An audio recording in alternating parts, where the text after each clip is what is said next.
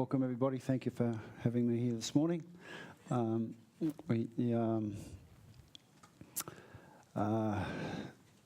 Just before we start, I'll just pray. Lord, I thank you that we can come here and worship in spirit and in truth. We live in a peaceful country where we can come on Sunday and worship. And Lord, I just pray that our time here this morning would be blessed, and that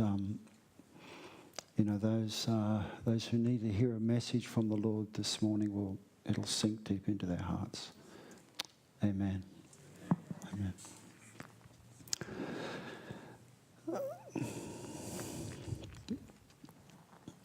This morning, mostly I'm going to, share a bit of my testimony. It's not the wild, crazy testimony that some of you know from where I came from when I was very young to my conversion as a Christian. It's not that testimony, but it's a better testimony.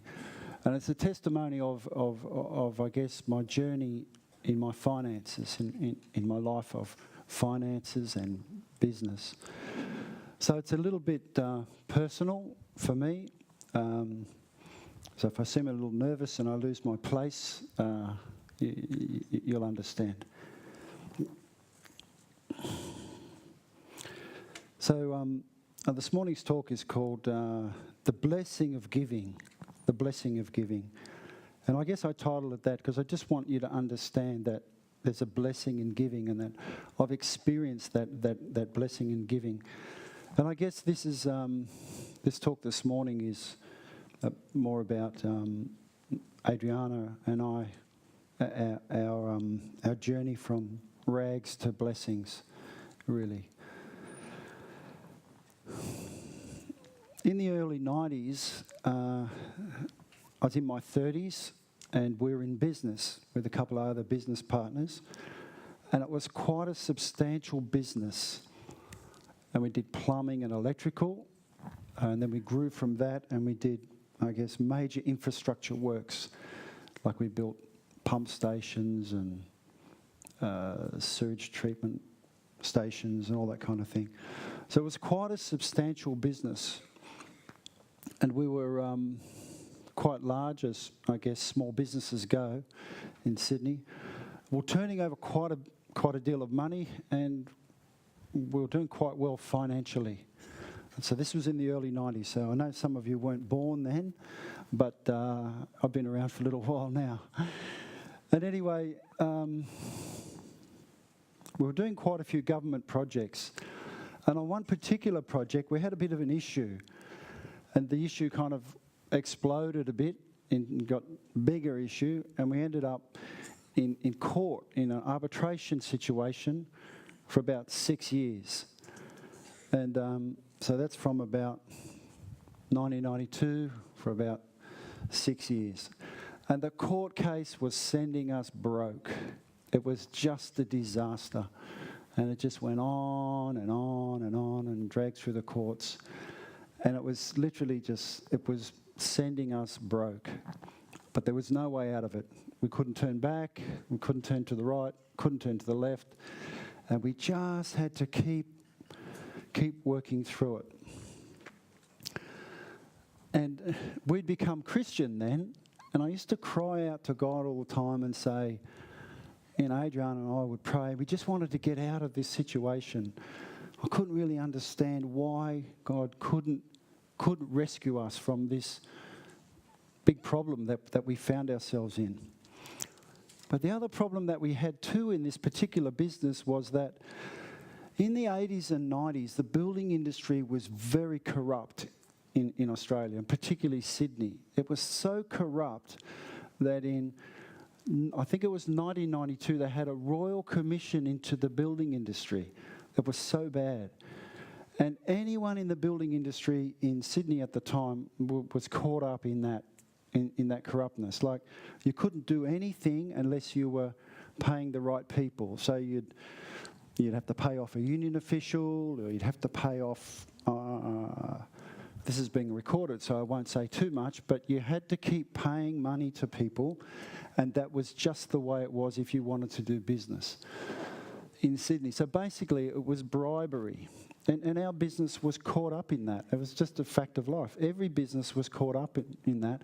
And it was just an expectation that if you were running business, that's what you did. And I started to realise, in fact, I heard a really good talk by Derek Prince, that God can't bless what he can't bless. He can't bless what he can't bless.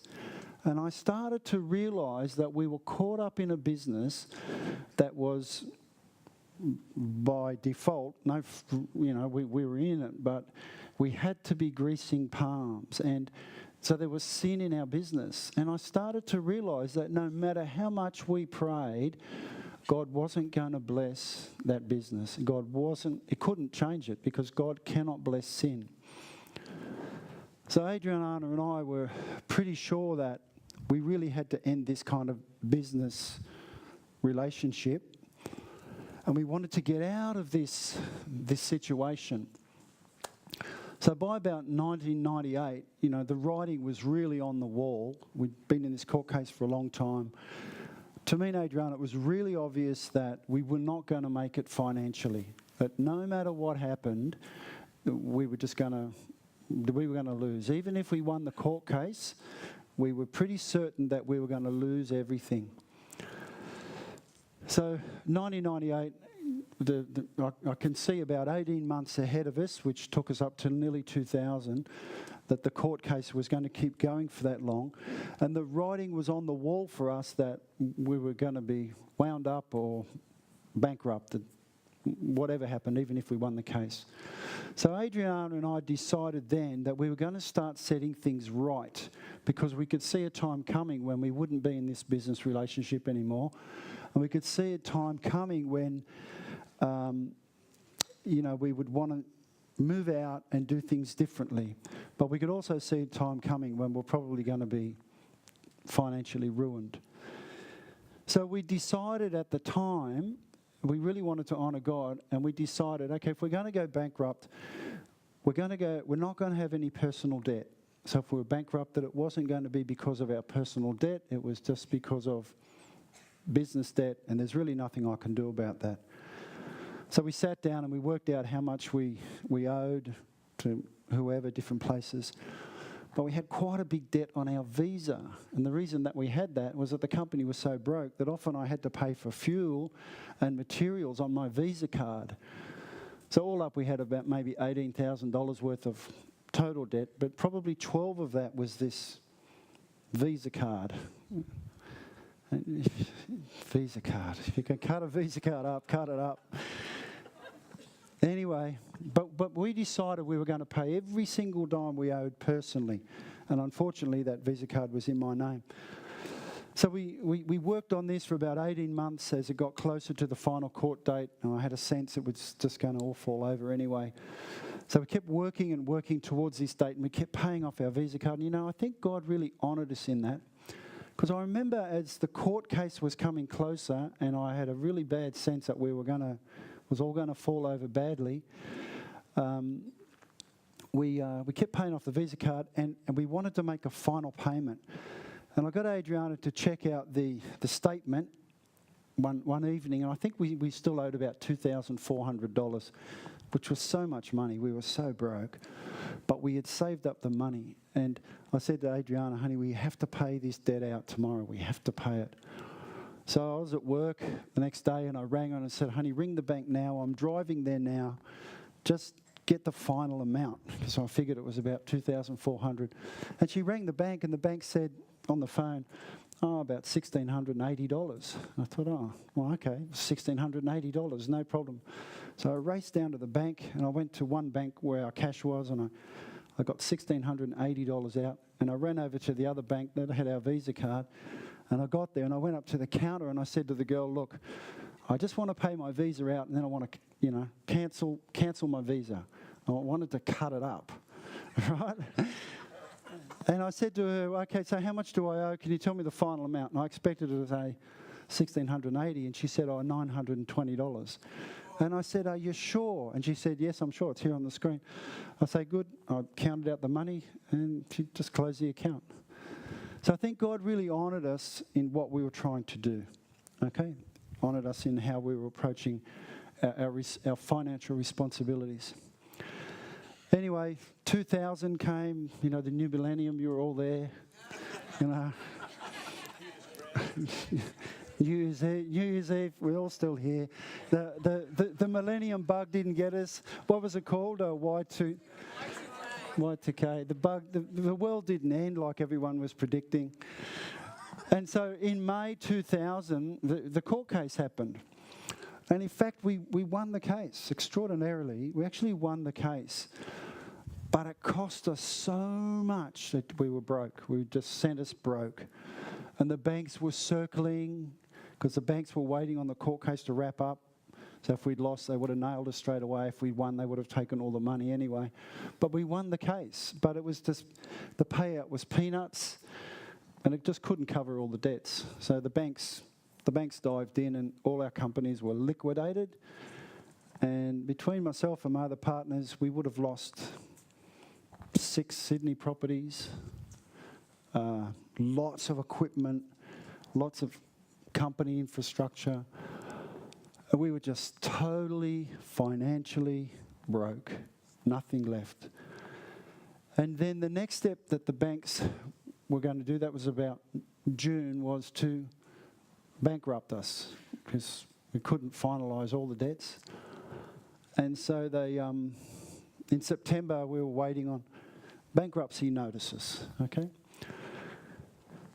So I just kind of accepted the inevitable, but September came and went.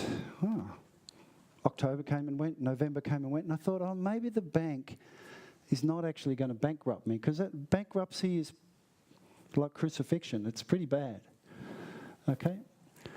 And I thought, maybe they're not going to bankrupt us after all. And so then, we're coming right up to Christmas, and I had a little bit of work, but not much. We were so broke, I tell you. Come right up to Christmas, and I thought, I don't think they're actually going to bankrupt us. I think they've got their blood, and they'll just leave us alone. Anyway, on Christmas Eve, which was a Sunday morning, we were getting ready for church, and there's a knock on the door. And I opened the door, and there's a guy stood there, and he said, "Look, mate, I'm really sorry." And he served bankruptcy papers on me on a Sunday morning on Christmas Eve. And I was just shattered. I was so shattered. Anyway, I took the papers off him, and he actually apologised. He thought this was pretty rough too, I guess. He apologised. He said, "I'm really sorry, mate." I took the papers off him. I put the papers in a drawer that's near our desk, and Adriana called out, "Oh, honey, is someone at the door?" And I said, no, it's just the Mormons. Just the Mormons. Anyway, but I couldn't tell Adriana. I couldn't bring myself to tell Adriana. I was so shattered. So it was a pretty miserable Christmas. We woke up the next morning. We had Christmas at our house.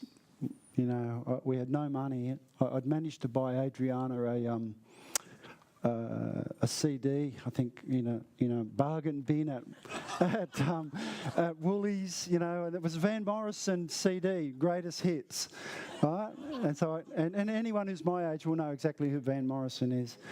And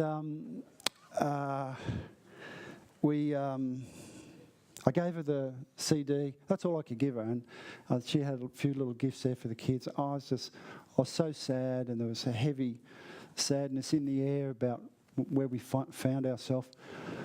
And Adriana got the CD, and she put the CD on as song started playing, and then that song came on, Brown Eyed Girl. You my brown eyed girl. Sha la la la la la la la la la la. It was beautiful. And instantly we jumped up. We jumped up. Sha la la la la la la la la la la da. Sha la la. And that's what we did. We danced. And and it was just the most beautiful thing. And we had tears in our eyes. It was the most beautiful thing that ever happened to me. And for years afterwards, every time that song would come on the radio, I would cry. Not because it reminded me of sadness, but it just reminded me of a really special time in my life, and where, a husband and wife face great adversity, but we could still get up and dance. And a good wife who can find. Anyway, that was just a really significant event. Anyway, so we got into the year, the next year. We had Christmas, and it was just a disaster. We had no money. I really had very little work. But I realised, and I realise now, that when really bad things happen to people, you can do three things. There's three things that can happen. You either flee from God, so really bad things happen to people and they flee from God, okay? The second thing that can happen is you can run to God. And I find in my experience that when really bad things happen, women tend to run to God and seek comfort in God. The third thing that can happen is you can run at God. Run at God, okay? In your anger and your hurt. And I find men seem to do that. They run at God to challenge God. And I have to say I ran at God. Adriana ran to God. But I'm really pleased I didn't flee from God. And it's probably more to do with my wife, that I didn't flee from God, but ran at God. And I ran to God in my anger and hurt to try and find out, why has this happened to me? Why has this happened to me? And I made a bargain with God. I made a deal with God. And I don't overly recommend this, but I'm going to tell you what I said. Okay? I said to God, I've been reading the scriptures all the time, and I know that you will not be outdone in generosity. In fact, I'm going to read something to you. I'll get there in a second, but just let me go back a second.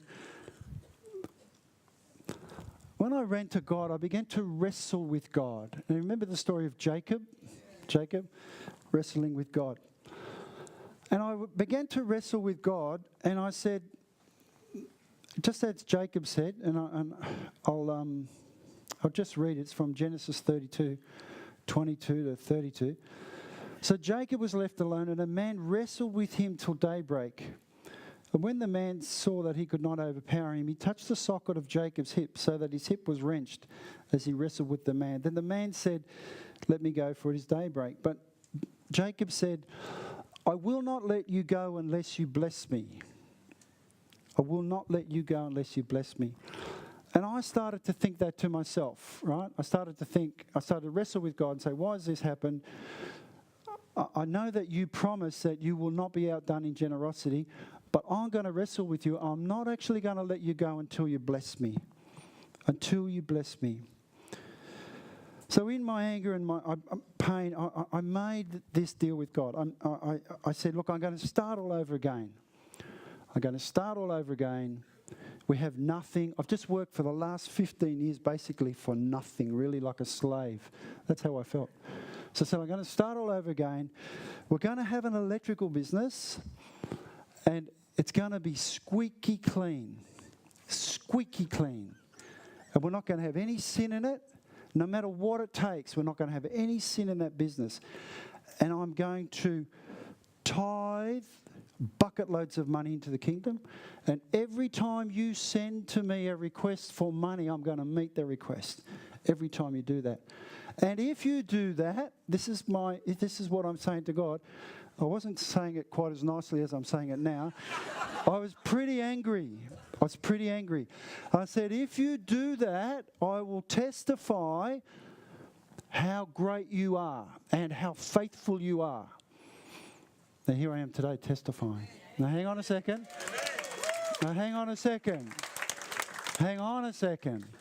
I also said to God, but if you do not bless me, and if you do not prove to me that what you say is true in the scriptures, that you will bless me, that you will not be outdone in generosity, if you don't do that, I will testify that you are not faithful.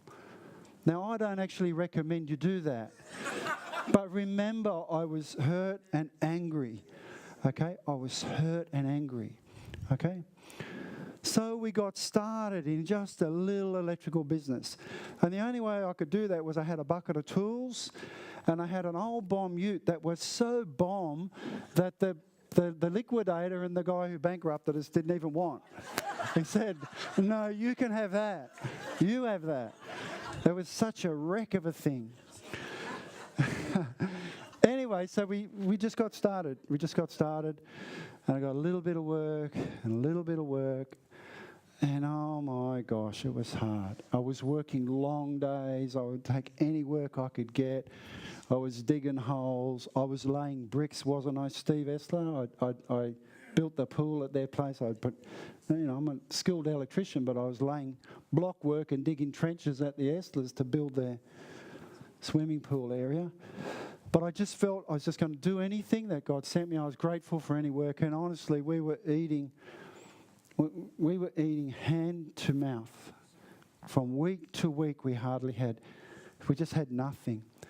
And I don't want to make light of what that feels like to anybody. Like some people I know have found themselves in that position, and some people may be there now, and I pray that you don't stay there for very long. And it's a very difficult position to be in when you're really broke. So I'm not making light of it. You know, you have my heart if you find yourself in that position. But we began to work, and I just did little by little. And for about 5 years, nothing seemed to happen. In fact, for about 5 years, I felt like I was in the desert, but I kept wrestling God. I kept saying, now hang on a second. I'm doing my bit. I'm tithing, and when I can, to the best of my ability, I'm blessing. So tithing, blessing. To the best of my ability, I'm going to keep doing that. But I kept wrestling with God, and I kept saying, I'm not going to stop this until you bless me. I'm not stopping till you bless me. So I kept doing that.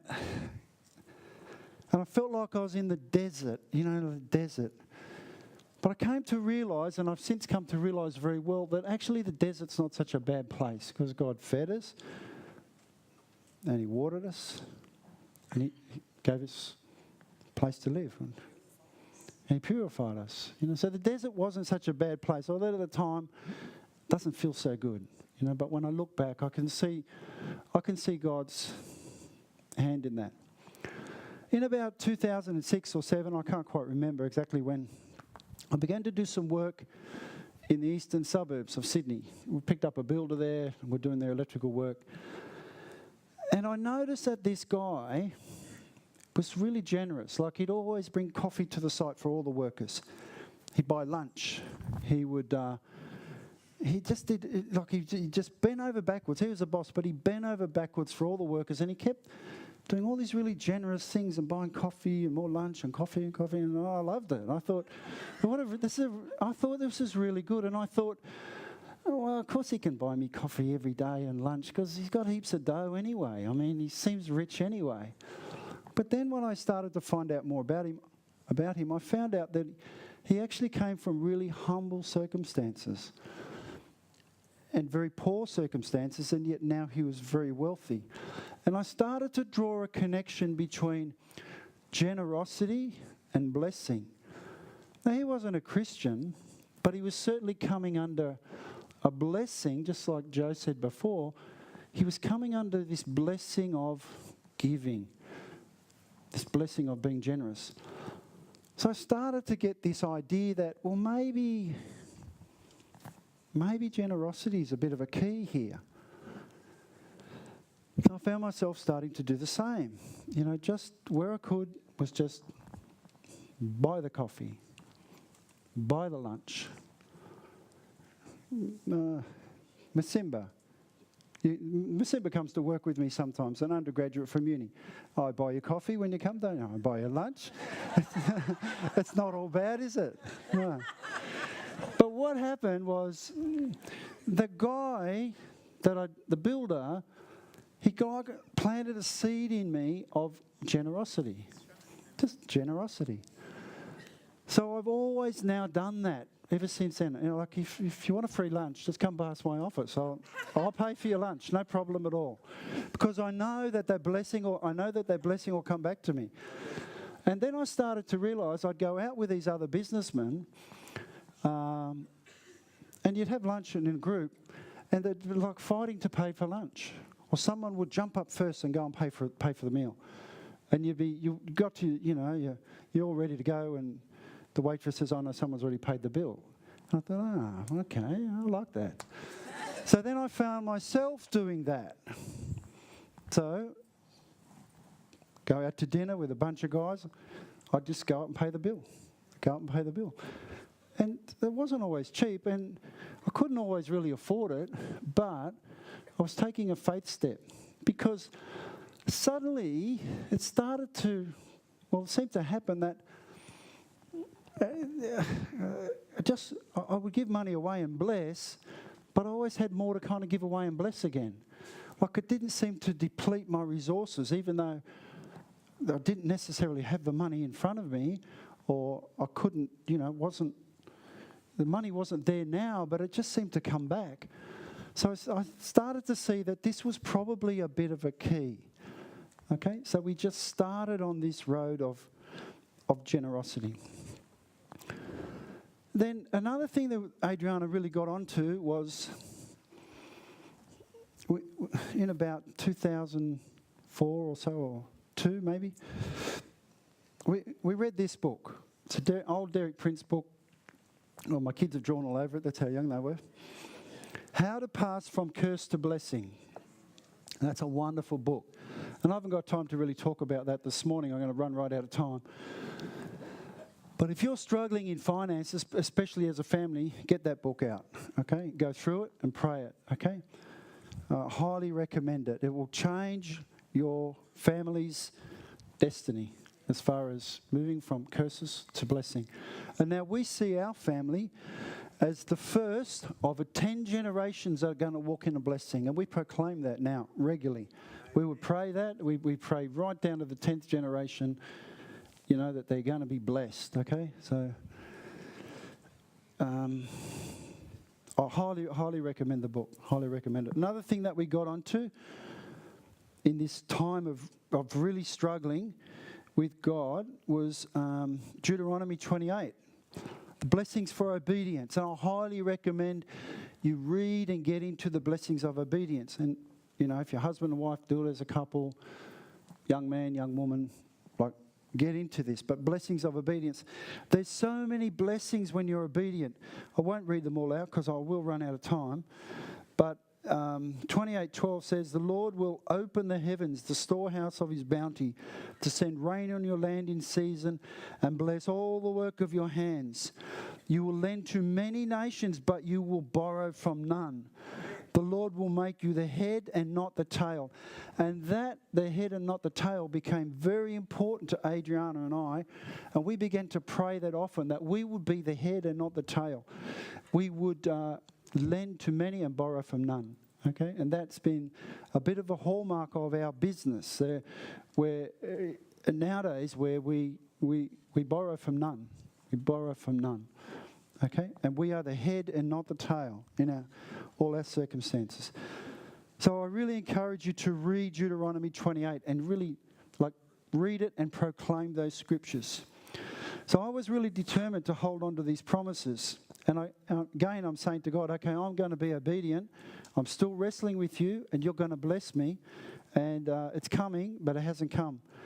But by about 2007,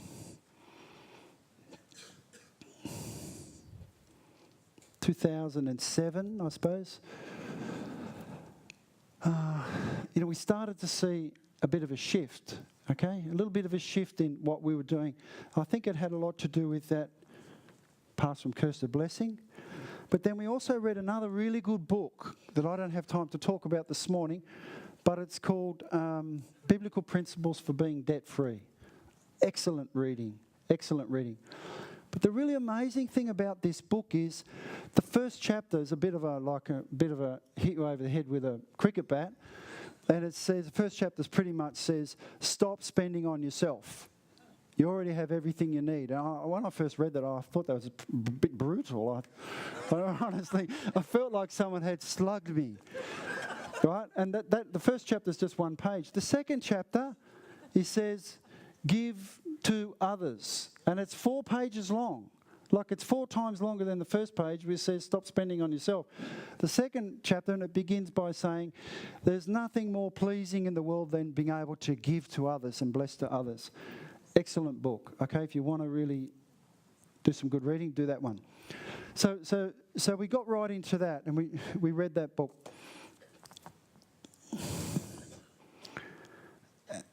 And it seems kind of counterintuitive. Just one more comment on the book.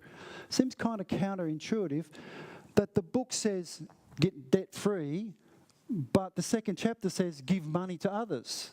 Like it seems counterintuitive, but the book's really big on getting yourself out of debt, like really good financial principles in there, but learn to be a giver.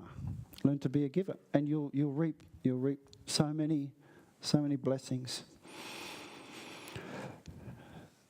So I was then determined, after this experience of generosity from this builder I was working with, and then reading these books, I was then determined to not just do our tithe, which we set at well beyond 10%, because I felt that tithing should be sacrificial, just in our situation. So Paul tells you to make those decisions for yourself, so I'm not making any suggestions at all of what your tithe should be.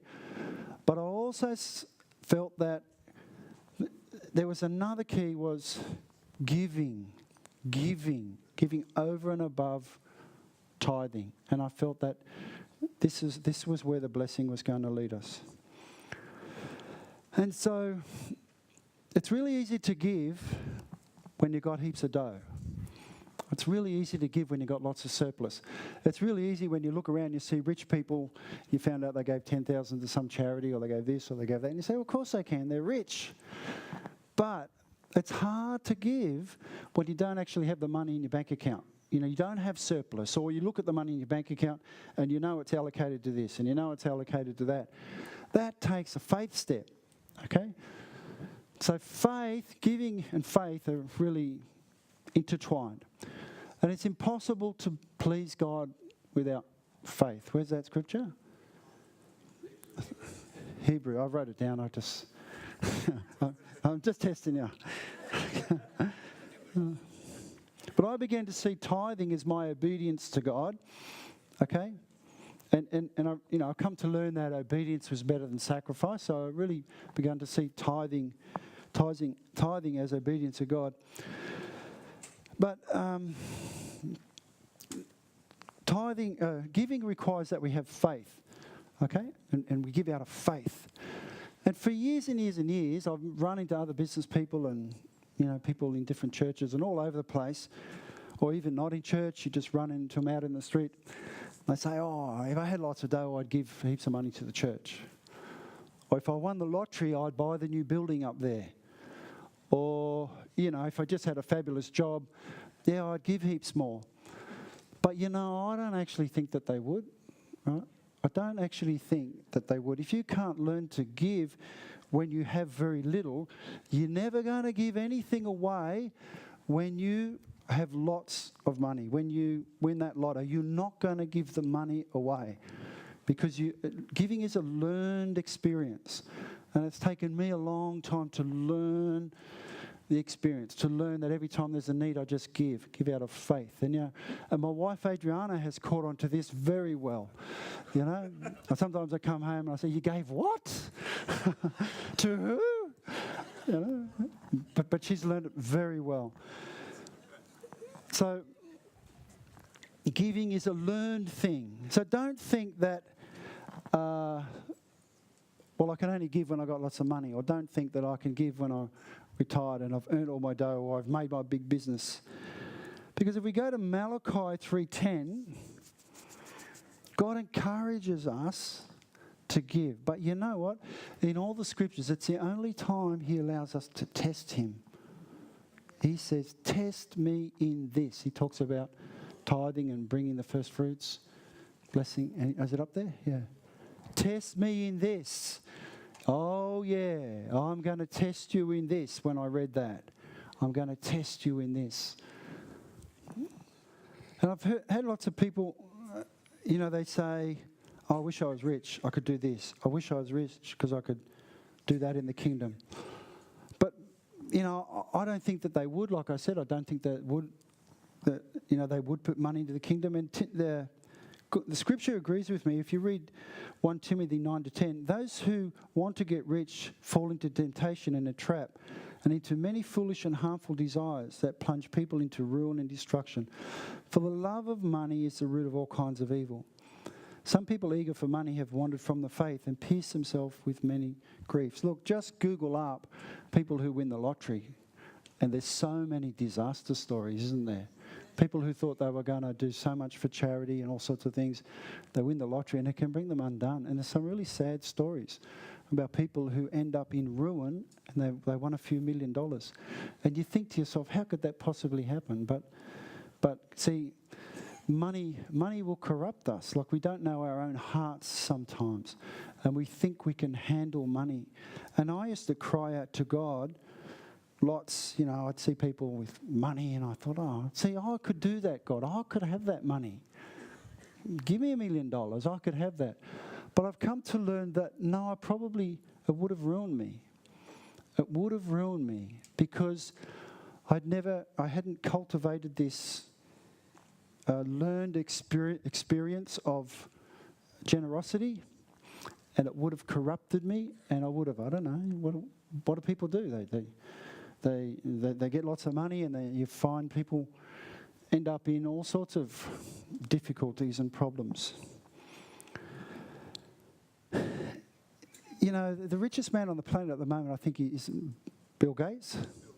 Bill Gates, right? Now, I don't know what his relationship is like with God, but it may not be very good. But he seems to be able to do something positive with his money. So for whatever reason and whatever God's plan is, he seems to be doing very positive things with his finances, Like, he spent a lot of time, a few years making a lot of money, but he's spending a lot of time giving his money away. But the really odd phenomenon is that even though he keeps giving money away, it doesn't seem to reduce his wealth at all. Okay. So, crikey, the time gets away quick, doesn't it? Anyway, by about 2008, 2009, we felt God steering us into renewable energy. And we had just recently been able to buy back our house. And then we felt God calling us into planting a business somewhere. And I still only had just me and an apprentice working, but to plant a business. And so we applied for a loan, and miraculously we got a loan. And next thing I know, we have a warehouse now to plant our business. And I remember the day that we picked up our keys for the warehouse, we opened the door and we went and we just burst out crying because of where we had come from. And we could see God's blessing. Almost straight after that happened, the whole renewable energy market in Australia kicked off, and now we had a lot of work. So God's timing in that was perfect. But it was just because we kept responding to God all the way along. Now,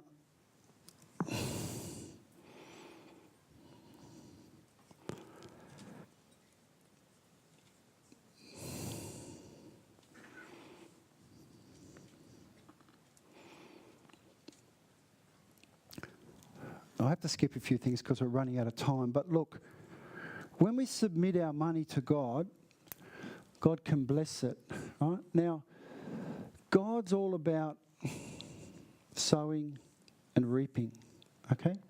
The world is all about buy and sell. Much different. Much different. Imagine Imagine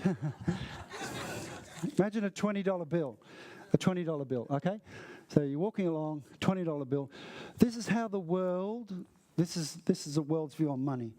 Okay, check that out, red bag. All right. Okay, look at that. $20. Huh? Okay. Tabcorp. Oh, yeah. All right. God's way with money is different. Okay? God's way with money is, check that out, I read back. All right. God's, there. There you go. Okay. So see, God is different. Oh, you better give that back to me. Okay, right. Oh, look. Oh, look at that. Turned into a 50. So you can see sowing and reaping. So no. So stay there. No, stay there. Use it for your electricity. Okay. Yeah. So you can see God's way is sowing and reaping. God's way is blessing. Does that make sense?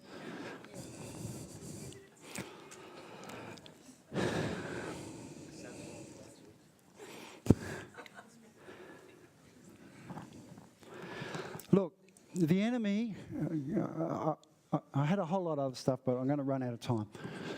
The enemy does not want you to prosper. The enemy's trying to taint your finances so that no matter how hard you cry out to God, you can't bless your finances. A really good example of this is in the building industry, right? We're all supposed to pay GST. Okay, now I can't tell you how often someone has come to us and said, "Oh, I can do that job for me," and can do a bit less and pay under the table, don't record it. And so we refuse to enter into that. And I've lost lots of work because we will not do that. Just flatly refuse. And so we do not go down that track. Because I can't cry out to God to bless my finances if I'm sinning with my money. An amazing thing is we did a renovate at our house a few years ago, and 50% of the trades that came in to the house would say, "Oh, a bit cheaper for cash," or, can we cut a deal? I remember the tiler said, I had to tile something and it was $600. He said, "Oh, for cash, $600. And I said, "No, I'll pay you $660, but I want a receipt," So he thought I was like from another planet. But I know that if I enter into that kind of sin with my finances, that I can't then cry out to God in my time of need and say, "Oh, God, bless my finances." Because God can't bless sin. If you stain your finances, He cannot bless your sin. Now, I've met lots of businessmen who fall into this trap. And it's really easy trap to fall into because they really need the work. But, I've talked with them and I just get them to, look, just repent, turn around, don't sin again. God will work with that. And then they see their finances change. And they don't realise they've done it, but it's stained their finances. So the enemy's trying to prevent you from doing that. The other thing the enemy's trying to do, he's trying to tell all you young people that you cannot afford to own property in Sydney. Okay? Now, the fact is that Sydney has the second highest property prices, home prices on the planet, but the lie is that young people are never going to be able to afford a house. That's a lie from the enemy. There's a whole generation of young people who are not going to own property.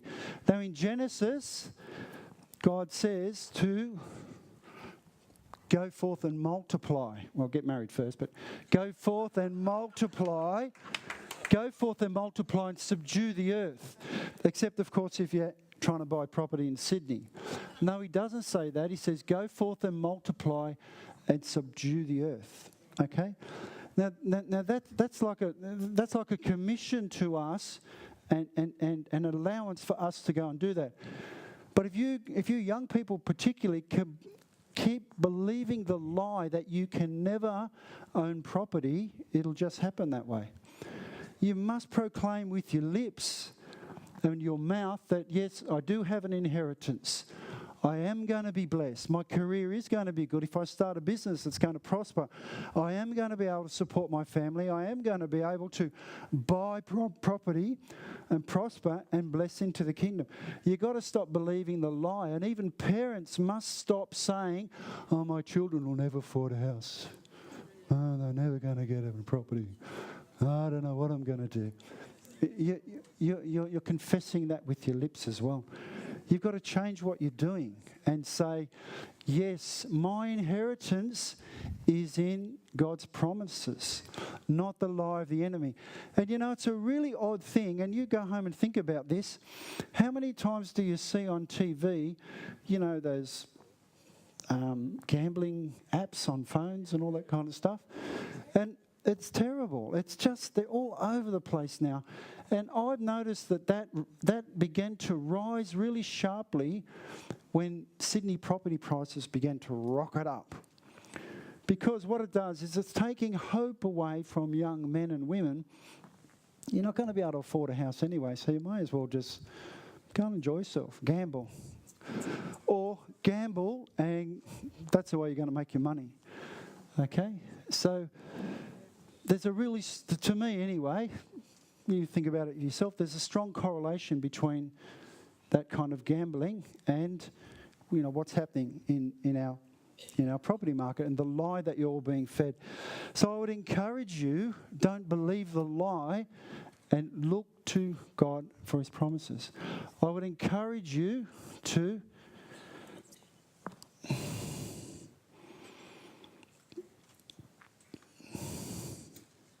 keep seeking after God. And just quickly, if you really commit your finances to God, like Adrian and I in our business, we see God, our Lord, as the boss of our business.